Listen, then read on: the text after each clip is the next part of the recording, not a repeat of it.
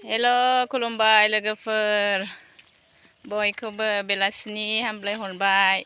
लामा लामा थाबायदों बेरायदों अखा दोमैलोलो बिराद थान्दा नै ओरैबायदि नै फाक्का फाक्का लामा लामा बेरायदों नायलांबाय थादो।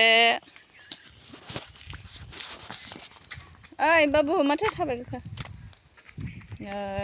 ओरै खोलाहानिफ्राय फैनानै आमथिकाजों ओरै टाउन आमथिका टाउननिफ्राय ओरै फैनानै ओरै थ्रु हाजो मावरिया थांग्रा रड दे बे लामाया। गोबांथार मानसियानो फैबाय पिकनिक जाफैयो हाजो मावरियायाव। दैज्लाङावहाय गरम बोथोरा बिराद बे लामाजोंनो फैयै दुगैफैलायो। हाजोआव थान्दा ना दैया बिरादनो। गय बारि खान्थाल बारि सारि सारि जेरैथिंबो नै गय बारि गोजा रोमै रोमैखा नै गय बारिफ्रा थान्दा मैखोम गाहाय गाहायावनो गयफ्रा थाइजोबखायो नै बिराद थान्दा गोथां जाजोब्बाय। फिसाज्लाया बेलासियाव बेरायनो होनानै लामा लामा लेंबोबाय दान्दिसे बेयावनो आंबो ब्लग खालामबाय मोजां मोननानै दिनफोरखौ थान्दा मोननानै। ओरैबायदि नै लामाफ्रा पाक्कानि रड समायनानो बिरादनो।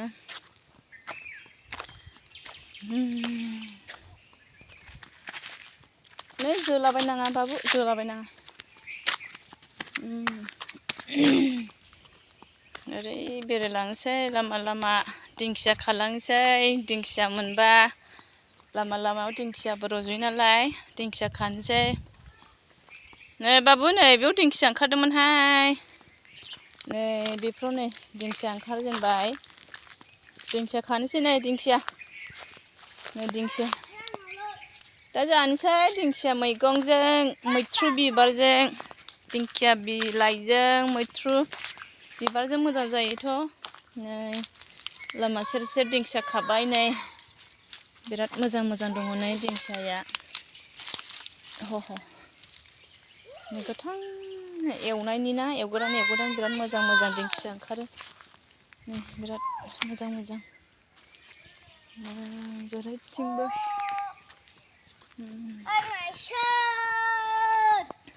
मालाय ज' ज' नै बेलासिनि बार लालादोंहाय जोंहाबो बेलासिनि बार लाबाय।